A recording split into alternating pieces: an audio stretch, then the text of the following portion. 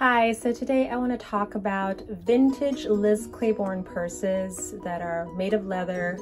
They're at least 30 years old, I think. I'm not 100% sure, and I'm going to touch up on why I'm not sure. Also, I want to make a disclaimer first and foremost that I am not a leather aficionado. I am not related to Liz Claiborne in any way, shape, or form, or Dooney Bourke. I will be mentioning Dooney Bourke as a reference here because I started with Dooney Bourke maybe 7 years ago and then stumbled on Liz Claiborne. So I want to start with the smallest Liz Claiborne purse that I have, and it's this small thing. And what I love is, I thought at first when I first saw this, I'm like, this is too small, and then I'm pretty picky with my purses, but it does fit a smartphone. And what I love is because it's just the right size for the smartphone. If I turn it over, the phone doesn't fall off. And I don't know, I like that. This particular Liz, it actually says genuine leather. I don't know if you can see that. There you go. And then this one is made in the Philippines. I'll show you later. My other Liz Claiborne, I'll just say made in Korea, so I'm a little surprised about this one. Now, what I love about the vintage Liz Claiborne, the ones that I have at least, they're all lined with cloth. And I don't know about you guys, but when I first started getting vintage Dooney Bourke, and it has no lining, and it's great because you can really feel the leather. The only problem is when there are stains, it's a lot harder to remove it. Now, you can argue that a stain, like a really bad stain, can seep through the lining, and then you just don't see it because of the lining.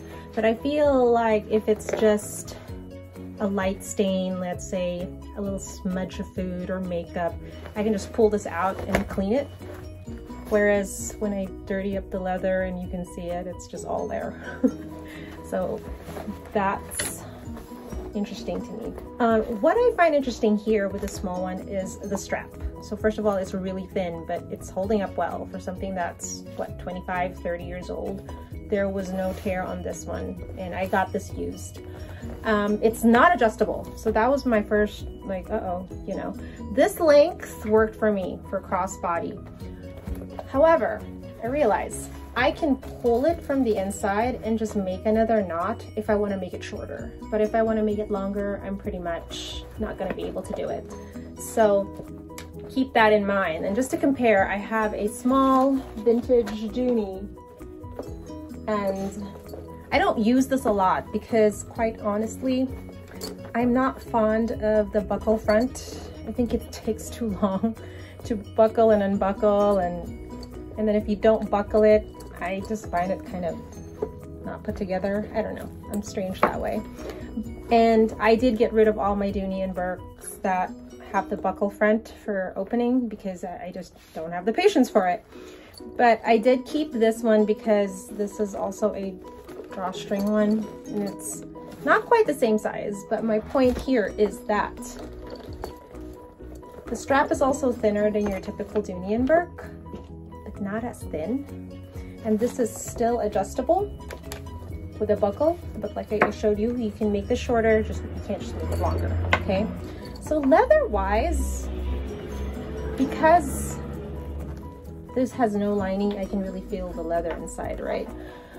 Leather-wise, the pebbled leather, it's very similar.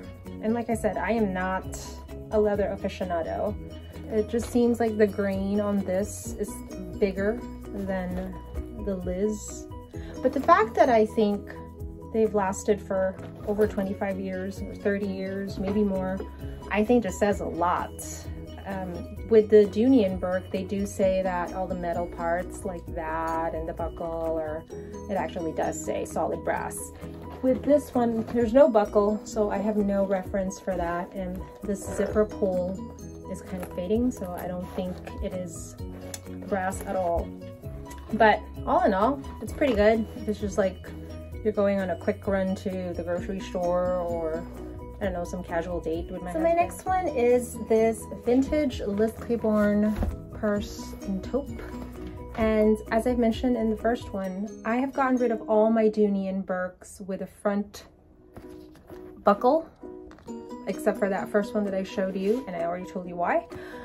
But so now, why would I choose this one? Because as much as the buckle works, you can also just do that and it just opens.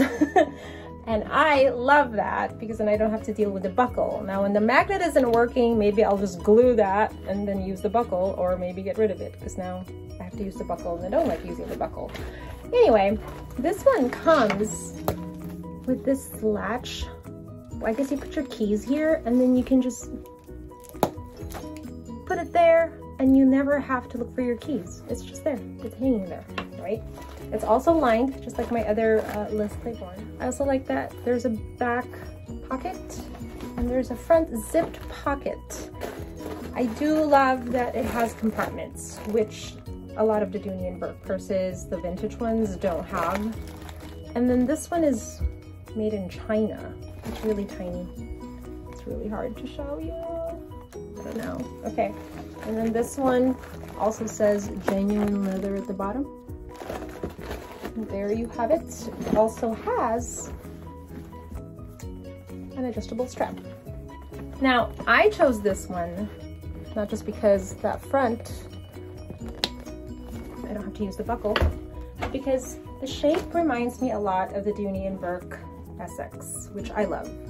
I really, really love this purse and I've had it for several years now.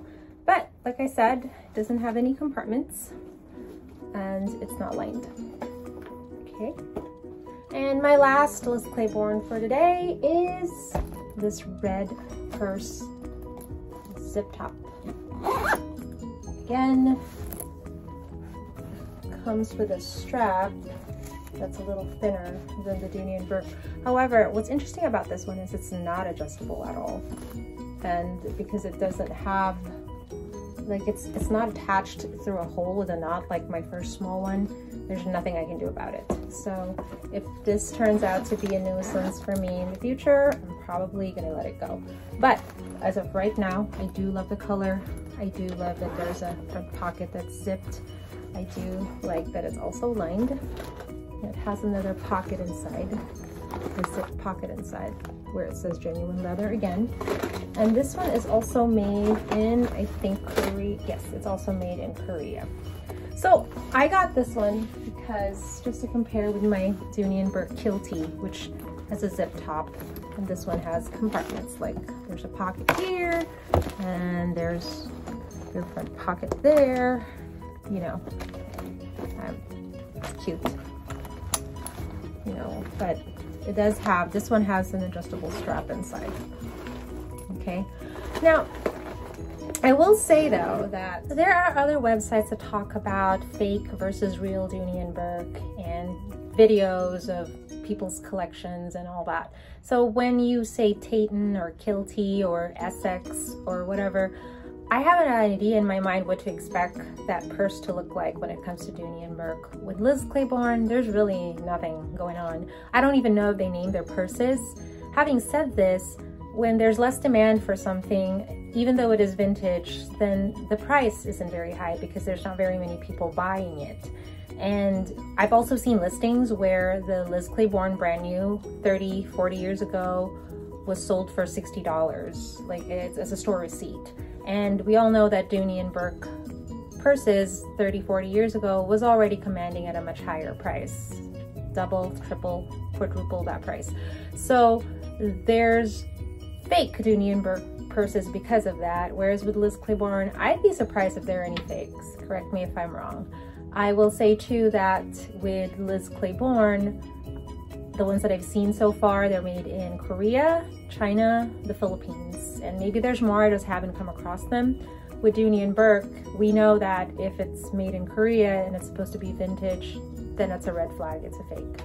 So my point here is, if you're in the market for a vintage purse with that kind of look with a trim and that shape, and you want real leather, but let's say you don't have the budget for a Dooney Bourke purse or any other vintage purses that are more expensive, but you still just want a vintage purse that is in great condition, then you might want to try Liz Claiborne, because each of my purses that I showed you today were less than $25. For me, leather purse in good condition, vintage, for less than $25, no matter what the brand is. That's really not bad. So I hope this video helped and inspired you to try some things that are not very popular, but maybe is just as useful.